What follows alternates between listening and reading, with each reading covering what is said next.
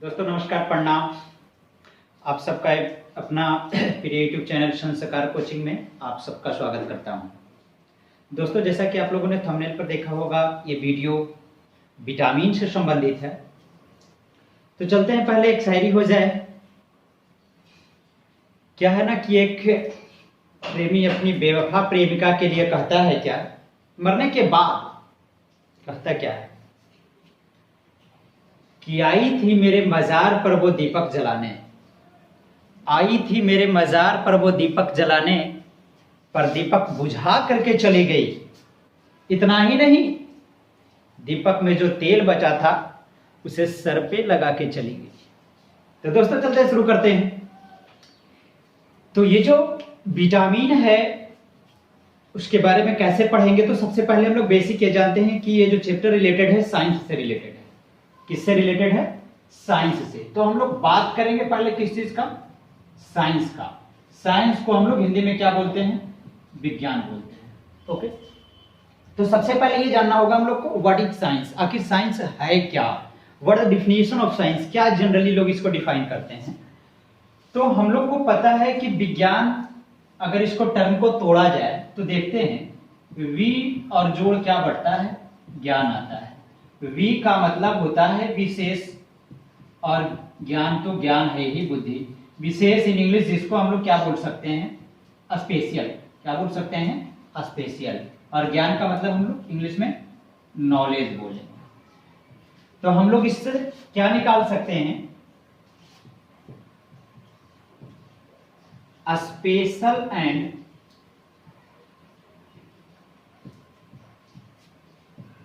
arranged knowledge of a fact is called science। यानी किसी तथ्य का, हिंदी अगर हम लोग बात करें तो किसी तथ्य का विशेष और जो व्यवस्थित यानी क्रमबद्ध जो ज्ञान होता है उसी को क्या कहते हैं हम लोग? विज्ञान कहते हैं। याद हो गया होगा, किसी तथ्य का विशेष और जो क्रमबद्ध ज्ञान होता है उसको क्या कहा जाता है? विज्ञान होता है।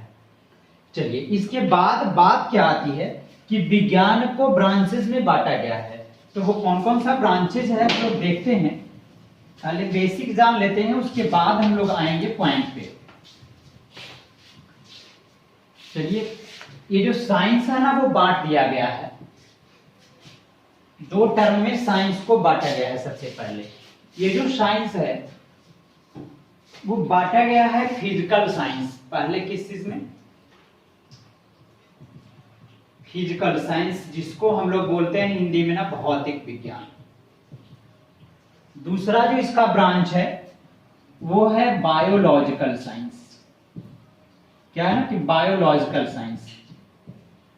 दोस्तों, जब बेसिक्स से हम लोग अगर चले तो काफी चीजें आसानी से समझ में आ जाती हैं, और इसके बाद कोई भी ऐसा क्वेश्चन नहीं होता है जो आप लोग को छूट पाए। तो देखते हैं साइंस को अगर आपसे पूछे यहां से कि कितने ब्रांचेस में बांटा गया है। पहले मूल रूप से दो, कौन कौन? फिजिकल साइंस अर्थात भौतिक विज्ञान, दूसरा बायोलॉजिकल साइंस अर्थात जैविक विज्ञान। ये जो फिजिकल साइंस है हमेशा याद रखिएगा, इसमें हम लोग ना नॉन लिविंग की बात करते हैं। किसकी बात करते हैं? नॉन लिविंग चीजों की, अर्थात जो निर्जीव होती है ना उसकी बात हम लोग करते हैं। और जो जैविक अर्थात जीवन, इसमें हम लोग किसकी बात करेंगे? लिविंग थिंग की बात करेंगे, अर्थात जीवित की बात करेंगे इसमें। यानी कि इसमें बात किया जाएगा निर्जीव का, और इसमें किसका? सजीव का। तो यहां से अगर आपसे पूछा जाए कि साइंस का दो भाग में तो बांटा गया है, ठीक है, फिजिकल साइंस और बायोलॉजिकल साइंस। फिजिकल साइंस में हम लोग किसके बारे में अध्ययन करते हैं? तो नॉन लिविंग अर्थात जो चीजें निर्जीव हैं। बात किया जाए बायोलॉजिकल साइंस में हम लोग किसका अध्ययन करते हैं? लिविंग थिंग का, अर्थात जिसमें लाइफ होता है। तो चलिए, अब ये जो है ना बायोलॉजिकल साइंस एक भाग में बटा है, जो सब्जेक्ट होता है ना वो कहलाता है बायोलॉजी। वो कौन सा भाग है? बायोलॉजी। हिंदी में क्या बोलेंगे इसको? जीव विज्ञान। जीव अर्थात जैव अर्थात जीवन, यानी लाइफ या लाइफ का विज्ञान, उसको बायोलॉजी कहते हैं। पढ़ेंगे इन डिटेल्स हम लोग। यहाँ ना इसको भी दो भाग में बांट दिया गया है। ये जो है ना क्या है? फिजिक्स, और एक भाग में क्या किया गया है? केमिस्ट्री। फिजिक्स जिसको हम लोग हिंदी में क्या बोल लेते हैं? भौतिक शास्त्र बोलते हैं। क्या बोलते हैं? भौतिक शास्त्र। केमिस्ट्री को क्या बोलते हैं? रसायन शास्त्र। ओके, फिजिकल साइंस कितने भाग में? 2 भाग में, फिजिक्स और केमिस्ट्री। बायोलॉजिकल साइंस एक भाग कौन सा है? बायोलॉजी है। तो चलिए अब यहां से हम लोग ये बात करें कि जो चैप्टर हम लोग को आज जो पढ़ना है वो विटामिन की बात करनी है हम लोग को। तो विटामिन जो है वो भौतिक शास्त्र, वो पोषण के तहत आता है। मान जो जीवों के पोषण के तहत, जीव पोषण अगर करता है तो जीव किस में आएगा? जिसमें जान होता है, तो बायोलॉजी में। तो फिजिक्स और केमिस्ट्री का ये चैप्टर नहीं है, तो हम लोग फिजिक्स और केमिस्ट्री को यहां से आगे बात नहीं करेंगे। हम लोग इसकी बात करने वाले हैं, बायोलॉजी की बात करने वाले हैं दोस्तों। तो देखते हैं अब बायोलॉजी को लेकर आते हैं हम लोग। ये डायग्राम जो ग्राफ है उतार लें आप। चलिए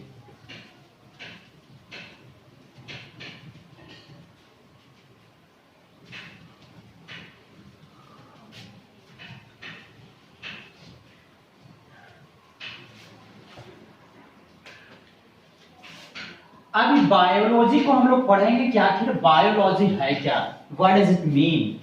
तो हम लोग देखते, एक चीज हमेशा याद रखना, बायोलॉजी जो सब्जेक्ट है इसमें बहुत सारे टर्म्स होते हैं ना, 2 या 3 टर्म्स से मिलकर के बने होते हैं। अगर उन टर्म्स को आप अच्छी तरह से समझ जाते हो तो चीजें आसानी से समझ में आएगी आपको।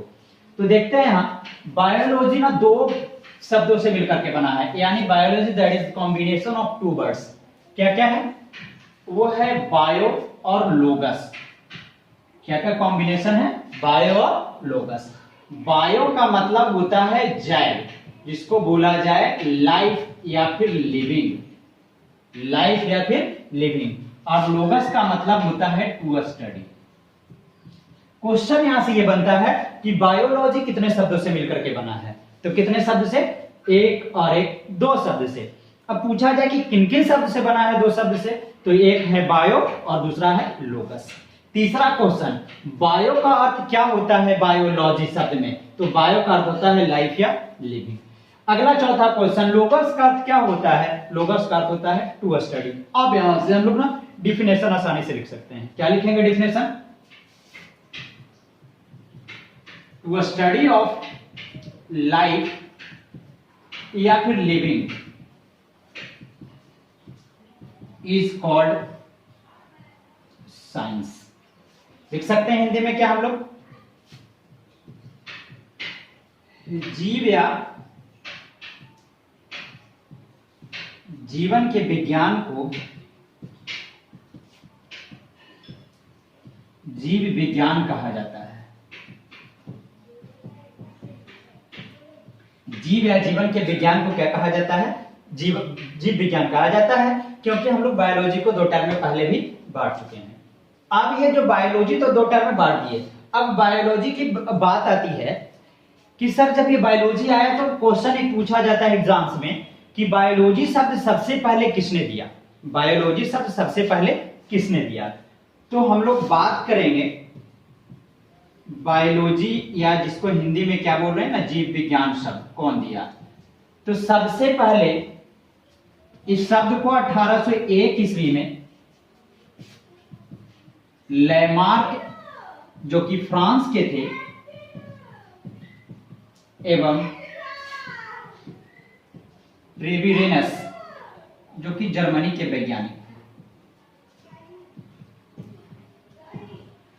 क्वेश्चन बहुत इंपॉर्टेंट, बार बार यह पूछा जाता है कि बायोलॉजी अर्थात जीव विज्ञान का शब्द सबसे पहले प्रयोग कब और किसके द्वारा किया गया? तो बायोलॉजी शब्द का प्रयोग सबसे पहले कब किया गया? 1801 ईस्वी में। कब किया गया? 1801 ईस्वी में। किसने किया? लैमार्क एवं ट्रेविरेनस ने। लैमार्क एवं ट्रेविरेनस ने। कब? लैमार्क कहां के थे? फ्रांस के। ट्रेविरेनस कहां के थे? जर्मनी के थे। बिल्कुल क्लियर हो गया होगा। बायोलॉजी शब्द सबसे पहले कौन दिया? लैमार्क एवं ट्रेविरेनस ने। कब दिया गया? तो कब दिया गया? 1801 ईस्वी में दिया गया। चलिए मिटा दिया जाए। बिल्कुल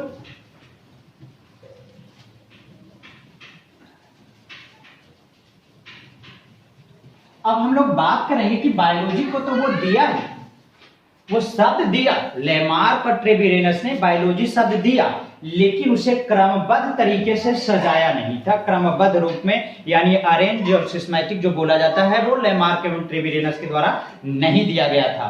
अर्थात हम लोग यहां जानेंगे कि बायोलॉजी को क्रमबद्ध जो किया था वो करने वाले वैज्ञानिक थे, दार्शनिक थे, वो क्रमबद्ध करने वाले अरस्तु थे। कौन थे? अरस्तु। इसीलिए इन्हें जीव विज्ञान का पिता कहा जाता है। ओके।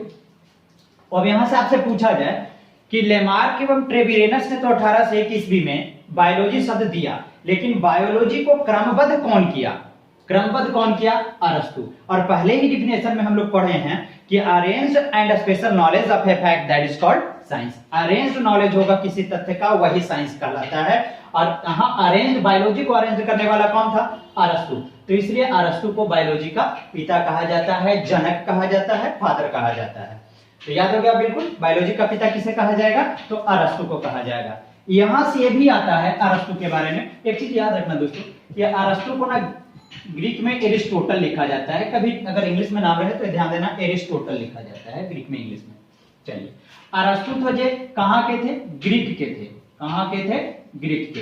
अरस्तु की जन्म 384 बीसी में हुआ था और इनका देहांत 322 बीसी में हुआ था, बिफोर क्रिस्ट, यानी जब ईसवी पूर्व चल रही थी, यानी ईसवी पूर्व में गिनती उल्टी होती थी, तभी हुआ था इनका।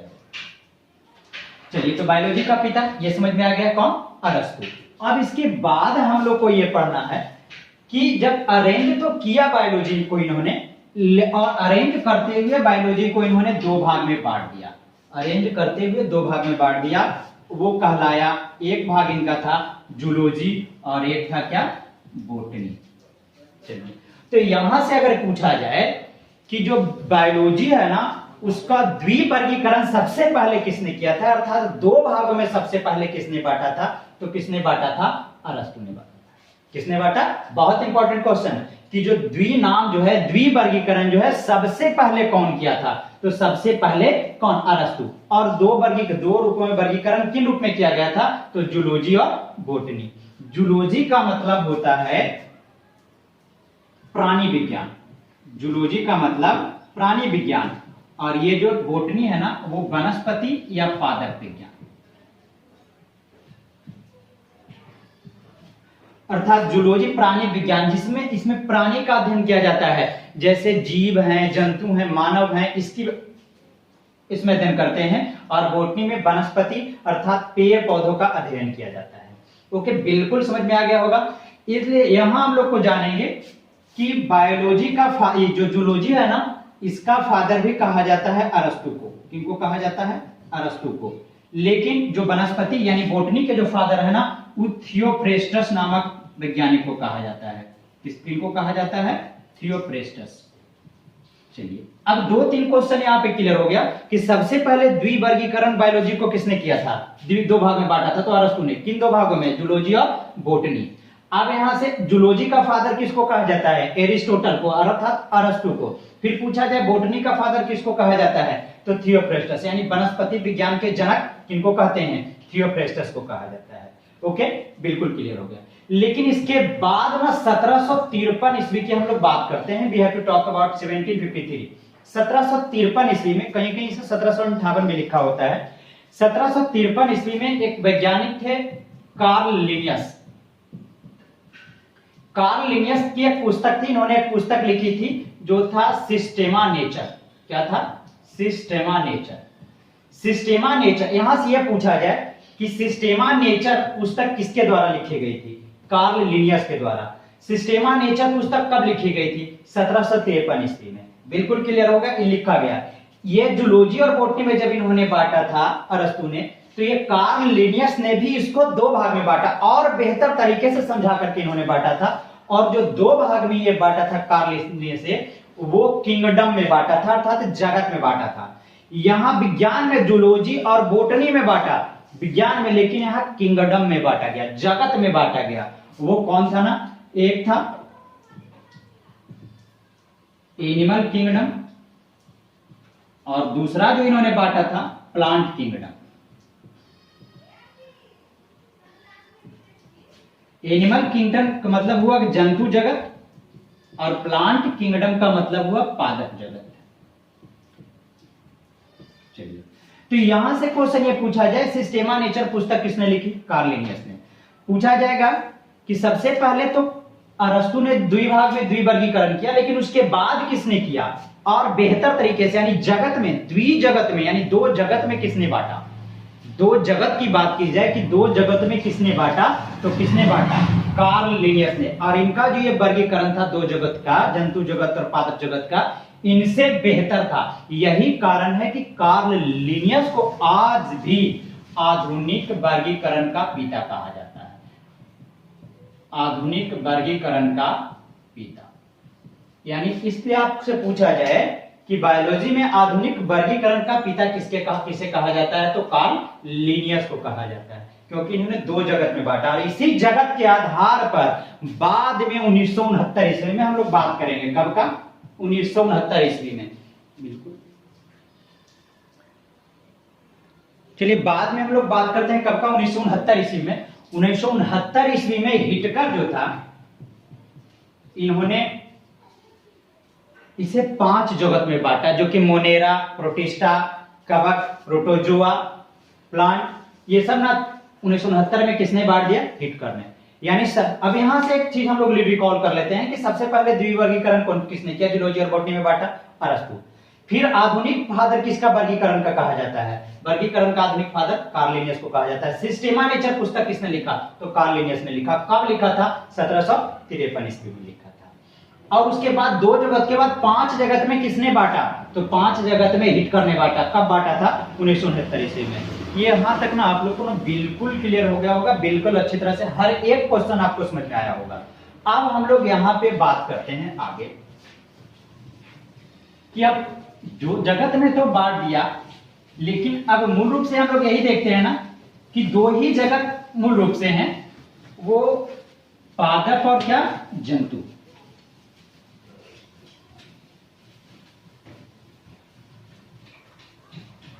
हाँ, एक चीज और है, जो वर्गीकरण किया था, तो आपसे पूछा जाएगा ना कि वर्गीकरण का विज्ञान क्या कहलाता है, तो वो टैक्सोनॉमी कहलाता है। क्या कहलाता है, टैक्सोनॉमी। बहुत इंपॉर्टेंट है ये भी कि वर्गीकरण का विज्ञान क्या कहलाता है, टैक्सोनॉमी। ओके, अब हम लोग को ये जानना होगा कि मूल रूप से जब हम लोग दो भाग में बांटे हैं, प्लांट और एनिमल, यानी जंतु और पादप। यहाँ पे पादप और ये क्या है, जंतु है। ये दोनों सजीव हैं, दोनों क्या है, सजीव है, और दोनों को अपने दैनिक कार्य करने के लिए, जीवित रहने के लिए क्या चाहिए, एनर्जी की जरूरत होती है। क्या होती है, एनर्जी की। जैसे हमको भी एनर्जी की जरूरत है, आप लोग अगर पढ़ते हो, पढ़ाते हो, कोई भी काम अगर करते हो, तो आप लोग को भी क्या चाहिए, एनर्जी चाहिए। अब भैया आप ही लोग ये बताओ कि आप लोग एनर्जी कहां से लेते हो, कैसे आप लोग को एनर्जी मिलती है। क्या कुछ नहीं खाओगे, कुछ नहीं पियोगे तो क्या आपको एनर्जी मिल जाएगी, एनर्जी नहीं मिलेगी आपको। तो यानी हम लोग को एनर्जी लेने के लिए हम लोग क्या करते हैं, कभी काजू खाते हैं, कभी किशमिश खाते हैं, चावल खाते हैं, रोटी खाते हैं, यानी हम लोग भोजन करते हैं। क्या करते हैं, भोजन करते हैं। पेड़ पौधे भी क्या करते हैं, भोजन करते हैं, वो प्रकाश संश्लेषण की प्रक्रिया द्वारा करते हैं ना, हम सभी को पता है। पेड़ पौधे भी भोजन करते हैं, मानव भी भोजन करता है, अन्य जंतु भी भोजन करता है, हम भी भोजन करते हैं, आप भी भोजन करते हैं। लेकिन बात क्या है ना कि पादप अर्थात पेड़ पौधा में जो भोजन लेने की प्रक्रिया होती है करने की, वो अलग तरीका होता है, क्योंकि वो एक जगह से दूसरे जगह तक चल नहीं सकते। हम लोग एक जगह से दूसरे जगह तक जाते हैं तो क्या करते हैं ना, कभी बाजार गए, करेला लेकर के आ गए, कभी केला लेकर के आ गए, कभी आलू लेकर के आ गए, उसको धोए, बनाए, खाए, एनर्जी मिलती है हम लोग को। और बहुत सारी चीजें आती है, दूध लेते हैं, दही लेते हैं, मक्खन खाते हैं, पनीर वगैरह वगैरह चीजें हम लोग खाते हैं। लेकिन क्या होता है ना, पेड़ पौधे एक जगह से दूसरे जगह तक नहीं जाते, तो उन लोग का जो भोजन लेने की प्रक्रिया होती है वो अलग होती है, हम लोग का प्रक्रिया अलग होता है। तो हम लोग जो पढ़ाएंगे चैप्टर ना, वो मानव का ही है ना पोषण, तो वही हम लोग पढ़ेंगे। तो हम लोग बात ये कर रहे हैं कि जीवन को चलाने के लिए क्या चाहिए, एनर्जी चाहिए, ऊर्जा। और ऊर्जा के लिए हम लोग क्या करते हैं, भोजन। तो भोजन लेने की प्रक्रिया को हम लोग क्या बोलते हैं ना, पोषण बोलते हैं। क्या बोलते हैं, पोषण। याद रखेंगे, भोजन ग्रहण करने की जो प्रक्रिया होती है ना, वो क्या होती है, पोषण कहलाती है। पोषण को हम लोग ना इंग्लिश में ना न्यूट्रिशन बोलते हैं। पोषण को क्या बोलेंगे, न्यूट्रिशन। अगर आपसे पूछा जाए व्हाट इज न्यूट्रिशन, पोषण क्या है, यानी आपसे अगर ये पूछ दिया जाए कि पोषण की परिभाषा क्या होती है, तो पोषण की परिभाषा में आप क्या बोलोगे कि वह प्रक्रिया, यही ना लिखेंगे, वह प्रक्रिया जिसके द्वारा जीव पोषक पदार्थ ग्रहण करते हैं। क्या, बोल करके ही सुनेंगे, वह प्रक्रिया जिसके द्वारा कोई भी जीव पोषक पदार्थ ग्रहण करते हैं। चलो लिख ही दिया जाए, वह प्रक्रिया जिसके द्वारा जीव पोषक पदार्थ ग्रहण करते हैं।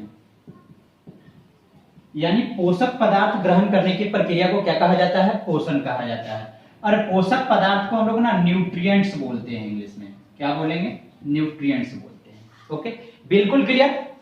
पोषक पदार्थ ग्रहण करने की प्रक्रिया को हम लोग क्या बोलते हैं? पोषण बोलते हैं। अब बोला था कि पोषक पदार्थ क्यों लेते हैं? एनर्जी के लिए, ऊर्जा के लिए लेते हैं। ऊर्जा क्यों लेते हैं? दैनिक कार्यों के संचालन के लिए लेते हैं हम लोग। अब यहां से देखा जाए कि पोषण दो तरह का होता है। आप लोग जब बायोलॉजी और पढ़ोगे तो पता चलेगा ना कि स्वापोषण और परपोषण। पोषण कितने प्रकार के? दो तरह के, स्वापोषण और परपोषण। तो आपको पता होना चाहिए कि स्वापोषण किन में होता है? जो हरे पौधे होते हैं, उत्पादक होते हैं ना, उनमें स्वापोषण की प्रक्रिया होती है। लेकिन हम लोग जो हैं उपभोक्ता, हरे पौधों को अगर छोड़ दिया जाए तो बाकी सब जितने भी जीव जंतु हैं वो क्या होते हैं? उनमें परपोषण होता है। परपोषण की भी कई विधियां होती हैं, यह हम लोग नहीं पढ़ेंगे, वो पोषण की अलग विधियां में हम लोग पढ़ेंगे। लेकिन यहाँ ये जानेंगे पोषण की दो विधियां, स्वापोषण और परपोषण। स्वापोषण किसमें होता है? उत्पादक सिर्फ हरे पेड़ पौधे में। बाकी जितने भी जीव जंतु इनमें क्या होता है ना? परपोषण। और परपोषण की अलग अलग विधियां होती हैं। ओके, अब हम लोग यहाँ बात कर रहे थे किसका? कि पोषक पदार्थ का, न्यूट्रिएंट्स का। अब इसे डिवाइड करते हैं और चैप्टर हम लोग का शुरू होता है यहीं से पोषक पदार्थ का समझना। तो देखते हैं पोषक पदार्थ को बांट करके हम लोग। पोषक पदार्थ ना दो तरह के होते हैं। कितने तरह के होते हैं? दो तरह के। पहले हम लोगों ने पढ़ा कि पोषक पदार्थ क्यों चाहिए? ऊर्जा के लिए चाहिए, एनर्जी के लिए। ये जो होता है ना वो दो तरह के, एक ऑर्गेनिक कंपाउंड होता है और एक होता है इनऑर्गेनिक कंपाउंड। एक होता है ऑर्गेनिक कंपाउंड और एक क्या होता है? इनऑर्गेनिक कंपाउंड होता है। ऑर्गेनिक का मतलब समझ में आ रहा होगा, कार्बनिक यौगिक, और दूसरा क्या होता है? इनऑर्गेनिक, अर्थात अकार्बनिक यौगिक।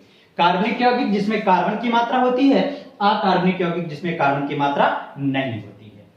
तो हम लोग बात करेंगे कि कार्बनिक यौगिक के रूप में हम लोग कौन कौन सा न्यूट्रिएंट्स लेते हैं। पोषक पदार्थ को इंग्लिश में क्या बोल रहे थे? न्यूट्रिएंट्स बोल रहे थे ना। चलिए, कौन कौन सा न्यूट्रिएंट्स जो हम लोग लेते हैं, भोजन के रूप में ग्रहण करते हैं, वो ऑर्गेनिक है। तो हम लोग पहला जो बात करते हैं ना वो होता है ना कार्बोहाइड्रेट। क्या है? कार्बोहाइड्रेट। दूसरा जो है वो है प्रोटीन। दूसरा क्या है? प्रोटीन। तीसरा जो है वो वसा है। क्या है? वसा, जिसको हम लोग क्या बोलते हैं ना? फैट बोलते हैं। क्या बोलेंगे? फैट बोलेंगे। चौथा जो है ना वो विटामिन है। प्रोनाउंसिएशन क्या? विटामिन है। चौथा क्या है? विटामिन। यानी यही जो चार ऑर्गेनिक कंपाउंड है, कार्बोहाइड्रेट, प्रोटीन, फैट और विटामिन, ये ऑर्गेनिक कंपाउंड है, अर्थात इसमें कार्बन की मात्रा उपस्थित होती है। आगे चलते हैं हम लोग इनऑर्गेनिक में। हम लोग दो इनऑर्गेनिक कंपाउंड ही पोषण के लिए लेते हैं, और वो क्या है ना? पहला H2O, अर्थात कि हम लोग क्या बोलेंगे? जल। जल ही जीवन है, पानी। दूसरा जो है वो हम लोग लेते हैं मिनरल्स।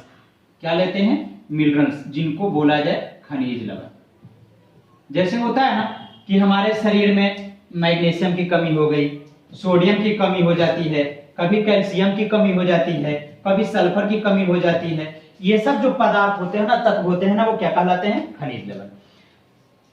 अब यहां से क्या सीखे कि पोषक पदार्थ दो तरह के, कार्बनिक और अकार्बनिक। कार्बनिक में कितने? कार्बोहाइड्रेट, प्रोटीन, वसा और क्या? विटामिन। अकार्बनिक में क्या? जल और मिनरल्स, अर्थात खनिज लवण। तो बात आती है कि क्या सभी कार्बनिक यौगिक और सभी अकार्बनिक यौगिक जो है हम लोग को ऊर्जा देती है? लेते भले हैं ऊर्जा के लिए, लेकिन क्या सभी हम लोग को ऊर्जा देती है? नहीं भैया। यहीं पे एक क्वेश्चन इंपॉर्टेंट निकल कर आप लोग के लिए आता है। क्या कार्बोहाइड्रेट से हमें ऊर्जा प्राप्त होती है? हाँ, टिक लगाएंगे। क्या प्रोटीन से हम लोग को ऊर्जा प्राप्त होती है? तो हाँ, प्रोटीन से ऊर्जा प्राप्त होती है। फिर बात करेंगे फैट, वसा से ऊर्जा प्राप्त होती है? तो हाँ, प्राप्त होती है। क्या विटामिन से ऊर्जा प्राप्त होती है? तो हम लोग यहां पे लगाएंगे नहीं। क्या जल से ऊर्जा प्राप्त होती है? तो हम लोग यहां पे लगाएंगे नहीं। क्या मिनरल से ऊर्जा प्राप्त होती है? तो हम लोग हाँ, और इससे क्या लगाएंगे? हाँ। यानी जब पोषक पदार्थ की बात करेंगे तो सिर्फ एक पोषक पदार्थ है जिससे हम लोग को ऊर्जा प्राप्त नहीं होती है, वो कौन सा है? विटामिन। क्वेश्चन ये पूछ लिया जाता है आपसे कि एक वैसा पोषक पदार्थ जो कि बहुत जरूरी है, इसेंशियल है, लेकिन हम लोग को ऊर्जा नहीं देता, कोई ऊर्जा या कैलोरी जिसको बोलते हैं, क्योंकि ऊर्जा का मतलब क्या होता है? कैलोरी। कोई कैलोरी या कोई ऊर्जा नहीं देता, वो कौन सा पोषक पदार्थ होता है? तो आप क्या लगाओगे? विटामिन, क्योंकि विटामिन से हम लोग को कोई ऊर्जा नहीं मिलती है। बिल्कुल क्लियर? किस पोषक पदार्थ से हम लोग को ऊर्जा नहीं मिलती है? तो विटामिन से। क्या विटामिन हमको ऊर्जा देती है या कैलोरी देती है? नहीं। चलिए, यही क्वेश्चन क्लियर हुआ कि कौन सा ऐसा पोषक पदार्थ है जिससे हमें कोई कैलोरी या ऊर्जा प्राप्त नहीं होती है, तो कौन सा होगा? विटामिन होगा। क्लियर? आप लोग को बिल्कुल समझ में आ गया। मिटा दिया जाए, मिटा देते हैं। और इसी ऑर्गेनिक कंपाउंड में हम लोग जो चैप्टर पढ़ रहे हैं, जैसा कि थंबनेल देखकर आप लोग ने वीडियो देखना शुरू किए हो, तो ये है ना क्या? विटामिन। तो हम लोग किसकी बात करेंगे? विटामिन की बात करेंगे। तो सबसे पहले हम लोग यहां लिखते हैं ना विटामिन। बात करते हैं कि विटामिन की सबसे पहले खोज किसने की थी। तो यहां तो जनरली ये लिखा होता है, कई बुक्स में मैंने भी देखा कि विटामिन की खोज जो दिया गया है वो फंक को दिया गया है कि फंक ने विटामिन की खोज की। लेकिन कई स्रोत से मैंने देखा कि लियोनीन नामक एक वैज्ञानिक थे, 1881 ईस्वी में सबसे पहले इन्हें विटामिन की खोज किया। लेकिन 1911 ईस्वी में फंक ने इसका नाम विटामिन, यानी विटामिन के बारे में सबसे पहले पता किस वैज्ञानिक लगाया था? लियोनीन ने। कब लगाया था? 1881 ईस्वी में।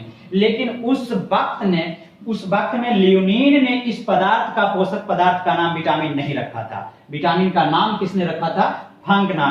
कब रखा था? 1911 ईस्वी में। इसलिए जनरली हम लोग जान लेते हैं कि विटामिन का आविष्कार किसने किया?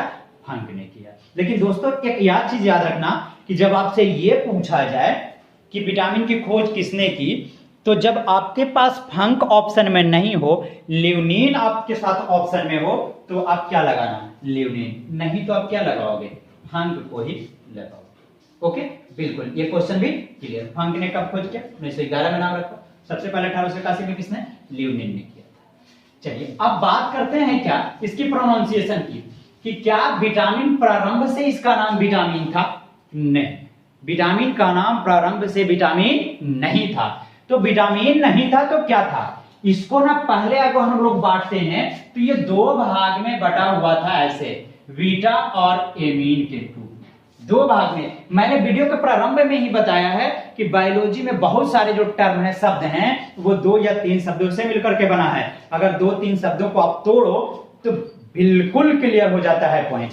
तो विटामिन 2 भाग से मिलकर के बना है। कौन कौन? बाइटा और एमीन से। बाइटा का मतलब होता है ना वाइटल। क्या होता है? वाइटल। वाइटल का मतलब होता है ना जैव या जैविक। और एमीन का मतलब आपको सबको पता है कि एमीन एक क्या है ना, एक ग्रुप है। क्या है? आर समूह है एक। और जिसको हम लोग इसमें क्या रहता है जानते हैं कि NH समूह रहता है। एमीन में क्या रहता है? NH रहता है। तो यहां से यह समझा जाता था प्रारंभ में कि जितने भी विटामिन होते हैं, जितने भी विटामिन के टाइप हैं, उसमें कौन सा ग्रुप शामिल होता था? NH ग्रुप, अर्थात एमीन ग्रुप। तो क्वेश्चन ये पूछ ले सकता है आपसे, या पूछा भी गया है कई एग्जाम्स में, कि विटामिन में कौन सा ग्रुप शामिल होता है। तो कौन सा ग्रुप? आपसे पूछेगा कीटोन ग्रुप, OH ग्रुप, या फिर आपसे पूछ देगा कार्बोजेलिक ग्रुप, या फिर आपसे पूछ देगा एमीन ग्रुप। तो कौन सा ग्रुप आप बोलोगे? NH ग्रुप बोलोगे। विटामिन में कौन सा ग्रुप शामिल होता है? NH group. प्रारंभ में ऐसा माना जाता था, लेकिन बाद में ऐसा पता चला कि सभी विटामिन में एमीन ग्रुप उपस्थित नहीं होता। It's not necessary that in all vitamin NH group that will be available. ये कोई जरूरी नहीं है, पाया गया बाद में कि सभी विटामिन में NH ग्रुप उपस्थित हो। जब सभी ग्रुप में NH उपस्थित नहीं पाया गया, तब इस एमीन में से जो E है ना, उसको क्या कर दिया गया? हटा दिया गया। E को क्या कर दिया गया? हटा दिया गया। और विटामिन में से ना इस तरह से जो बीटा और एमीन हम लोग लिखते थे, उसको संक्षिप्त करके क्या लिखा जाने लगा? विटामिन लिखा जाने लगा। आप इसको ना कई लोगों को सुनते होंगे प्रोनाउंसिएट करते भर में ना वाइटामिन। क्या सुने होंगे ना? वाइटामिन सुने होंगे। ओके, बिल्कुल क्लियर। यहां से एक चीज और क्वेश्चन आप लोगों ने क्या किया? क्लियर किया कि आपसे अगर ये पूछ दिया जाए कि विटामिन में कौन सा ग्रुप होता है, तो आप क्या बोलोगे कि विटामिन में NH ग्रुप होता है। कौन सा ग्रुप होता है विटामिन में? NH ग्रुप होता है। अब यहां से एक चीज हम लोग ये जानेंगे कि विटामिन जब हम लोग को ऊर्जा नहीं देती है तो what is the necessity of, क्या जरूरी है हम लोग को शरीर का? विटामिन ऊर्जा जब नहीं देती है तो क्या जरूरी है कि हम लोग विटामिन लें? अब जिस चीज की जरूरत नहीं हो भैया तो क्या जरूरी है उसको लेना? तो समझते हैं यहां पे इस पॉइंट को। विटामिन जो है ऊर्जा नहीं देती है, लेकिन हमारे शरीर की जितने भी बायोलॉजिकल एक्टिविटी होती हैं, जिसको बोला जाए मेटाबॉलिज्म प्रोसेस, जितने भी biological process activity, biological activity कहने का मतलब अगर बोला जाए तो जैसे हम लोग कुछ खाते हैं तो उसका पाचन, श्वसन करना, उत्सर्जन करना, शरीर में सही पदार्थों का परिवहन करना, ये सब बायोलॉजिकल एक्टिविटी कहलाता है। तो ये बायोलॉजिकल एक्टिविटी को क्या करता है? कंट्रोल करता है। बायोलॉजिकल एक्टिविटी को कंट्रोल करता है। तो आपसे अगर ये पूछा जाए कि हमारे शरीर में जितने भी बायोलॉजिकल सिस्टम है, बायोलॉजिकल एक्टिविटी है, उसको कंट्रोल कौन सा पोषक पदार्थ करता है, तो कौन सा पोषक पदार्थ करता है? विटामिन करता है। बायोलॉजिकल जो प्रोसेस है, एक्टिविटी, किसके द्वारा नियंत्रित किया जाता है? विटामिन के द्वारा किया जाता है। अब यही जानो आप कि अगर बायोलॉजिकल जो प्रोसेस होगा, एक्टिविटी होगा, जैसे पाचन है, परिवहन है, उत्सर्जन है, ये कंट्रोल हम लोग के शरीर में नहीं होगा तो क्या होगा? क्या होगा? आप सबको पता है कि जैसे हम जो खाए नहीं पचा, बीमारी होगी। अब जैसे हम लोग मलत्याग करते हैं, मलत्याग नहीं होगा, क्या होगा? बीमारी होगा। शरीर में सही पदार्थ का, जैसे ब्लड है, ब्लड के साथ बहुत सारे पदार्थ ना परिवहित होते हैं शरीर में, अगर उनका परिवहन नहीं होगा तो क्या होगा? कई प्रकार की बीमारियां होंगी। तो हम लोग इनडायरेक्ट रूप में यही जानते हैं कि बायोलॉजिकल एक्टिविटी को कंट्रोल करता है, अर्थात हम लोग को किससे बचा रहा है? विटामिन बीमारी से बचाता है। मैंने यहाँ पे ये क्यों बताया बायोलॉजिकल सिस्टम? यही चीज को बताने के लिए कि ये हम लोग को क्या करता है? बीमारी से बचाता है। अब बीमारी से बचाने के कारण ही इसको हम लोग क्या बोलते हैं ना? रक्षात्मक पदार्थ बोलते हैं। क्या बोलते हैं? रक्षात्मक पदार्थ। ओके। अगर आपसे पूछा जाए कि किस पोषक पदार्थ को रक्षात्मक पदार्थ के नाम से जाना जाता है, तो आप क्या बोलोगे? रक्षात्मक पदार्थ के नाम से किसे जाना जाता है? तो विटामिन को जाना जाता है। किसे जाना जाता है? विटामिन को जाना जाता है। क्लियर? बिल्कुल क्लियर हो गया होगा। चलिए मिटाया जाए इसको भी। अब हम लोग आगे देखते हैं क्या, ये क्वेश्चन और पूछा जाता है कि विटामिन थ्योरी किसने दिया था? विटामिन थ्योरी ने किसने दिया था? तो ये हॉपकिंस ने 1912 में। एक क्वेश्चन याद आया अभी मुझे, जब मैं ल्यूनिन और वहां बता रहा था अभी फंक की बात, तो एक क्वेश्चन याद आया ना कि विटामिन थ्योरी भी दिया गया था। वो किसके द्वारा? 1912 में। किसके द्वारा? हॉपकिंस के द्वारा दिया गया था। अब चलते हैं हम लोग ना टाइप्स ऑफ विटामिन। टोटल कितने विटामिन हम लोग के शरीर में होते हैं, कितने प्रकार के होते हैं? Types of vitamins. किसकी बात करेंगे? Types of vitamins. दोस्तों अगर वीडियो को आपको अच्छा लग रहा होगा तो लाइक, सब्सक्राइब एवं शेयर जरूर करना। तो देखते हैं ये जो विटामिन है क्या है ना। हमारे शरीर में ना टोटल 6 प्रकार के विटामिन होते हैं। There are 6 types of vitamin in our body. अगर पूछा जाए आपसे कि हमारे शरीर में विटामिन कितने प्रकार के, तो 6 प्रकार के होते हैं और इन्हें 2 भाग में बांटा गया है। वो 2 भाग में कौन कौन भाग में बांटा गया है आप लोग देखोगे ना। सबसे पहले जो होता है ना, वो एक है ना फैट सोलुबल में, यानी सोलुबिलिटी के आधार पर, घुलनशीलता के आधार पर 2 भागों में बांटा गया। एक फैट सोलुबल और एक वाटर सोलुबल। एक फैट सोलुबल और एक वाटर सोलुबल। तो पानी में घुलनशील विटामिन कौन कौन से है? पहले हम लोग ये जानेंगे ना कि 6 विटामिन है कौन कौन। तो ए, बी, सी, डी, ई और के, ये 6 विटामिन। विटामिनों की संख्या कितनी? 6। और कौन कौन? ए, बी, सी, डी, ई और के। बिल्कुल क्लियर? बिल्कुल क्लियर। अब 6 में ही 2 भाग में बांट दिया गया है। फैट सोलुबल अर्थात वसा में घुलनशील। किसमें घुलनशील? वसा में। कहने का मतलब क्या हुआ कि, कहने का मतलब तो समझ ही रहेंगे आप लोग कि जो विटामिन वसा में घुलेगा वो वसा में घुलनशील होगा, जो पानी में घुलेगा वो क्या होगा? पानी में घुलनशील होगा। तो इन्हीं 6 को बांटते हैं।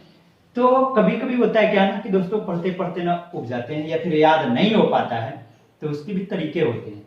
देखते हैं वाटर, पानी में घुलनशील के लिए हम लोग को एक चीज याद होगा, स्वतंत्रता संग्राम के समय लाल बाल पाल पाल से किसका नाम आता था? बिपिन चंद्र पाल का। लाल बाल पाल, लाल बाल पाल किसके लिए था? लाला लाजपत राय। बाल गंगाधर तिलक का पाल बिपिन चंद्र पाल।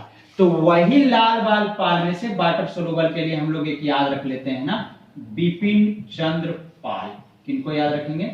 बिपिन चंद्र पाल। ये बिपिन अर्थात क्या? बी। चंद्र किससे? CHA होता है तो सी, और पाल PL से क्या? पी, अर्थात प्रोटीन। यानी विटामिन ए हम लोग लिखे, बी लिखे थे, सी लिखे थे, डी लिखे थे, यही 6 विटामिन है ना, यही 6 अभी बताया मैंने। और 6 में जो बी है, सी है, विटामिन बी और सी किसमें है? वाटर में घुलनशील है, पानी में घुलनशील है। और इसके अलावा पी जो है अर्थात प्रोटीन भी पानी में घुलनशील होता है। तो आपसे अगर पूछा जाए कि कितने विटामिन हैं जो पानी में घुलनशील है, तो वो कितने हैं? कितने हैं विटामिन? 2, बी और सी। पूछा जाए कि कौन कौन विटामिन पानी में घुलनशील है, तो बी और सी। अर्थात आपसे पूछ दिया जाए कि पानी में घुलनशील विटामिन कौन कौन है, तो पानी में घुलनशील कौन कौन होंगे? बी और सी। इसके अलावे और पूछ दिया जाए कि विटामिन के अलावा एक और पोषक तत्व जो पदार्थ जो घुल जाता है वो कौन है? तो प्रोटीन है। क्या है ना? प्रोटीन। क्लियर? बिल्कुल क्लियर, आप लोग याद रखोगे इसको। अच्छा, अब यहां से एक चीज हम लोग ये क्लियर करके चलते हैं कि हम लोग क्या जितना भी पानी पीते हैं, जितना भी हम लोग पानी पीते हैं, क्या वो पानी हम लोग अवशोषित कर लेते हैं अपने शरीर के द्वारा? क्या जैसे हम लोग अगर दिन में 6 से 7 लीटर अगर पानी यूज करते हैं, तो क्या वो पूरा का पूरा पानी हम लोग के शरीर में अवशोषित हो जाता है? कम में आ जाता है? तो आप क्या बोलोगे भाई? नहीं सर, ऐसा कैसे होगा? जितना पानी हम लोग पीते हैं उतना शरीर में थोड़ी रह जाता है। नहीं ना, बिल्कुल नहीं रहता है। जब नहीं रहता है तो क्या होता है? तो आप लोग साधारण सा जवाब दोगे कि सर जो हम लोग पानी पीते हैं जितना शरीर को आवश्यकता होता है वो शरीर अवशोषित कर लेता है। बाकी किस क्या होता है? बाकी यूरिन अर्थात मूत्र यानी पेशाब के माध्यम से क्या होता है ना, शरीर के बाहर चला जाता है। जितनी जरूरत होती है उतनी शरीर के द्वारा अवशोषित हो जाती है, लेकिन बाकी का जो पानी होता है ना, वो यूरिन अर्थात पेशाब के माध्यम से शरीर के बाहर हो जाता है। तो यहां से हम लोग ये पूछा जाए कि जब पानी, देखते हैं बिल्कुल ढंग से देखो, यहाँ पे आसानी से समझ याद आएगा क्वेश्चन। पानी किस रूप में शरीर से बाहर निकलता है? पेशाब के रूप में बाहर निकल जाता है। अब पानी में विटामिन बी और क्या घुला हुआ है? सी घुला हुआ है। विटामिन बी और सी घुला हुआ है, यानी जब पानी में बी और सी घुला हुआ है और पानी ही पेशाब के रूप में निकल रहा है, मूत्र त्याग के रूप में, तो पेशाब में पूछा जाता है कि कौन कौन से विटामिन होते हैं। तो बिल्कुल क्लियर, विटामिन बी एवं सी होंगे, क्योंकि शरीर में बी और सी पानी में घुलता है और पानी ही मूत्र के रूप में बाहर निकलता है। तो मूत्र में ये पूछा जाए, आपसे पूछा जाता है, जनरल एग्जाम में पूछा गया है कि मूत्र में कौन कौन से विटामिन होते हैं, तो जो पानी में घुलेगा मूत्र में होगा, तो विटामिन बी और सी, विटामिन बी और सी होता है। पेशाब से रिलेटेड कुछ और चीज जान लेते हैं कि पेशाब का रंग पीला क्यों होता है। तो पेशाब में ना यूरोक्रोम नाम एक पदार्थ होता है। क्या होता है? यूरोक्रोम नामक एक पदार्थ होता है जो कि हीमोग्लोबिन का बना होता है। इसी के कारण पेशाब का रंग कैसा होता है? पीला होता है। पेशाब का रंग पीला किसके कारण? यूरोक्रोम का कारण। अब ये पूछा जाता है कि पेशाब में गंध क्यों होती है, तो उसका कारण क्या है? उसका कारण यह है ना कि पेशाब में ना यूरिया पाया जाता है। क्या होता है ना? यूरिया। और यूरिया जैसे ही हम लोग जैसे पेशाब त्याग करते हैं, वायु के संपर्क में पेशाब आता है, तो जो यूरिया होता है ना वो अमोनिया में बदल जाता है, और अमोनिया के कारण ही पेशाब में क्या होता है? गंदगी, दुर्गंध जिसको बोला जाए। पेशाब में क्या होता है? दुर्गंध होता है। तो 3 चीजें क्लियर हो गई कि पेशाब में अर्थात मूत्र में कौन कौन से विटामिन होते हैं, तो बी और सी। पेशाब का रंग कैसा होता है? पीला। पीला किसके कारण? यूरोक्रोम के कारण होता है। अब यहां से हम पढ़े कि पेशाब में गंध क्यों होता है, तो पेशाब में गंध होने के कारण क्या है कि यूरिया जब ऑक्सीजन के संपर्क में आता है तो तुरंत किस में बदल जाता है? अमोनिया में बदल जाता है, और उसी के कारण क्या होता है? गंध होता है। क्लियर? यहां से क्लियर हो गया। अब हम लोग वसा में घुलनशील की बात करते हैं। तो हमने पढ़ा कि A B C D E और के जो विटामिन है, इसमें बी और सी तो जल में घुलनशील हो गए, अब मिटा दिए। हम लोग के पास क्या बचा? ए डी ई और के। ये जो 4 विटामिन हो गया, किसमें घुलनशील है? किसमें घुलनशील है? वसा में। तो हम लोग एक तरीका याद रखते हैं ना कि आप लोगों ने भी पढ़ा होगा कीड़ा। याद रखने के लिए आप लोग पढ़े होंगे क्या? कीड़ा, अर्थात के ई डी ई, हम लोग सीधा लिखे तो ए डी ई के। ये जो 4 विटामिन है ना, किसमें घुलनशील है? वसा में घुलनशील। चलिए अब यहाँ पे एक और डायग्राम के माध्यम से मैं एक चीज यहाँ पे आगाह करता हूँ, आपको याद आ रहा है मुझे यहाँ पे कि विटामिन जो बी होता है ना वो कॉम्प्लेक्स होता है। विटामिन बी जो होता है ना वो कॉम्प्लेक्स होता है, जैसे B2, B3, B5, B6, B7, B12 ऐसे होता है। तो इसमें ना कॉम्प्लेक्स में ना ये जो B12 विटामिन होता है वो क्या होता है ना कि एक ऐसा विटामिन भी है जो जल में भी और वसा में दोनों में घुलनशील होता है। तो आपसे अगर ये पूछ दिया जाए कि एक ऐसे विटामिन का नाम बताओ जो जल और वसा दोनों में घुलनशील होते हैं, जो जल और वसा दोनों में घुलनशील होते हैं, तो जल और वसा में दोनों में घुलनशील विटामिन कौन होगा? B12 होगा। B12 यानी वसा में और जल में दोनों में घुलनशील कौन सा? B12। बिल्कुल याद रखना इस पॉइंट को।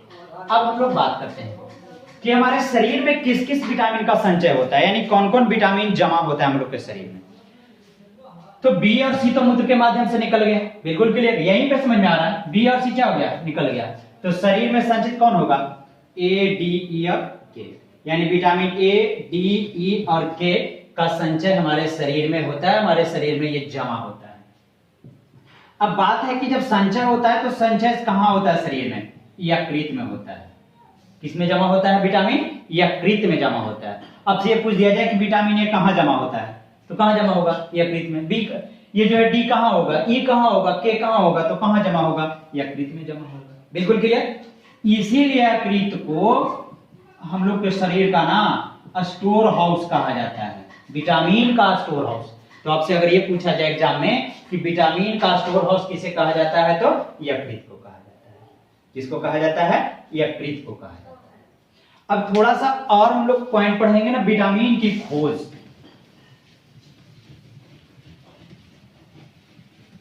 विटामिन की खोज की बात कर लेते हैं। वीडियो एंड होगा, इसके बाद अलग ये पहला पार्ट आप देख रहे हो, क्या पढ़ेंगे ना? विटामिन की खोज।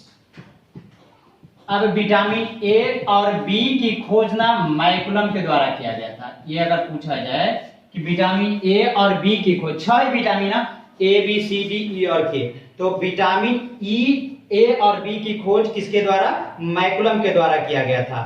सी, डी की बात पूछा जाए तो कौन किया था? फिर ई पूछा जाए तो कौन किया था? इसके बाद हम लोग अगर बात करते हैं विटामिन सी की, तो विटामिन सी की खोज किसने किया था? होल्कर ने किया था। किसने किया था? होल्कर ने। विटामिन डी की खोज किसने की थी? तो हॉपकिंस ने की थी। विटामिन ए की खोज किसने की थी? तो इसे ना इवान एंड बायोसिप नाम के 2 वैज्ञानिक थे जिन्होंने किया था, इवान एंड बायोसिप। विटामिन के की बात किया जाए कि खोज किसने की थी, तो विटामिन सी की खोज, के की खोज की थी डैम एंड डोजी, ये वैज्ञानिक थे। लेकिन जनरली ये पूछ दिया जाता, सबसे पहले अगर पूछा जाए कि किस विटामिन की खोज हुई थी, तो सबसे पहले विटामिन डी की खोज हुई थी। किसकी खोज हुई थी? सबसे पहले। चलिए, यहां से एक चीज और हमें याद आ रहा है कि क्वेश्चन ये पूछ दिया जाता है कि कौन कौन से विटामिन जो होता है हमारे शरीर में संचय नहीं होता है, जिसका संचय नहीं होता है। तो पता है कि जो जल में घुलनशील होगा वो संचय नहीं होगा। तो बी और सी जो होता है ना वो जल में घुलनशील होता है और जल में घुल करके पेशाब के माध्यम से शरीर के बाहर, तो उसका शरीर में संचय नहीं होता है। अर्थात शरीर में संचित ना होने वाले विटामिन कौन कौन से? विटामिन बी और सी, जिनका संचय शरीर में नहीं होता है। चलिए, क्वेश्चन यह है कि ए और बी की बात की जाए कि किसने खोज की, तो मैकुलम। सी की खोज किसने की थी? होल्कर। डी की खोज हॉपकिंस। विटामिन ई की खोज इवान एंड बायोसिप। के की खोज डैम एंड डोजी ने किया था। अब यहां से यह पूछ दिया जाए कि सबसे पहले किस विटामिन की खोज हुई थी, तो सबसे पहले जो खोज हुई थी वो किस विटामिन की खोज हुई थी? विटामिन डी की खोज की गई थी। और आप लोग ना याद रखोगे क्या कि जनरली एग्जाम में पूछा जाता है यही 4 ज्यादा कि विटामिन की खोज किसने की थी, ए, बी, सी, डी। ई और के का मैंने भी ज्यादा एग्जाम्स में नहीं देखा है। ए, बी, सी और डी को देखा गया है कि ज्यादा बार पूछा गया कि खोज किसने की थी। बिल्कुल क्लियर। तो चलिए थोड़ा सा बता दो, जल में घुलनशील विटामिन बी, सी और प्रोटीन, विपिन चंद्रपाल। वसा में घुलनशील ए, डी, ई और के, अर्थात क्या रखेंगे? कीड़ा। किस किस विटामिन का स्टोर हमारे शरीर में होता है? तो ए, डी, ई, के, कीड़ा का। किसका जो स्टोर होता है हमारे शरीर में नहीं होता है, तो किसका? बी और सी का। क्लियर? बिल्कुल क्लियर। तो दोस्तों ये विटामिन का पहला पार्ट था। अब हम लोग दूसरे पार्ट में क्या पढ़ेंगे कि विटामिन ए क्या है, डिटेल्स, उसकी कमी से क्या क्या रोग होते हैं, क्या क्या फायदे हैं, क्या क्या स्रोत हैं उन सभी विटामिन का, ये सब दूसरे भाग में हम लोग पढ़ेंगे। पहला पार्ट काफी अच्छा लगा होगा, लाइक सब्सक्राइब एवं शेयर जरूर करना। दूसरे पार्ट तब तक देखने के लिए